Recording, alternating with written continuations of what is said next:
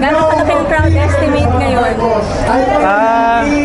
Kanina parang meron kaming estimate na 15,000 pero baka nadagdagan na kasi patuloy na may mga dumarating galing sa mga trabaho, galing sa mga eskwela. Mapapansin nyo, napapalaki yung bilang ng crowd dito po sa Luneta at nakakatuwa naman kasi sa kabila ng napakaraming online disinformation, sa kabila ng mga pananakot, no, yung mga threats, nagtuloy pa rin ang mga kababayan natin. Not just from Manila, no? Kasi marami na kami nakausap dito. Mga dumayo pa galing sa probinsya at gusto nila kabilang sila sa makasaysayang pagkilos na ito. In-expect mo ba na ganito kalaki yung crowd? Given dun sa mga earlier participants? Umasa kami na ang taong bayan na magpapakita, no?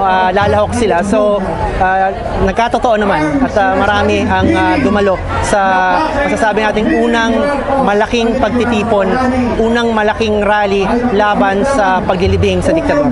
Anong panawagan niyo dun sa mga tao na nanonood ngayon? Siguro sa TV, hindi ba nag-isip pa lang na pumunta? Sa mga kababayan namin na galing sa trabaho, galing sa eskwela, o katatapos pa lang maghapunan, may oras pa ho para humabol dito sa Luneta.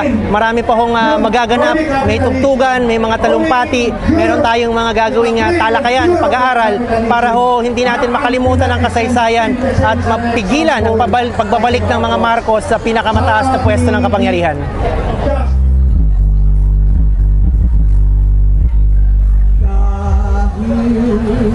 Sa'yo. Oh my God! OMG! Oh my God!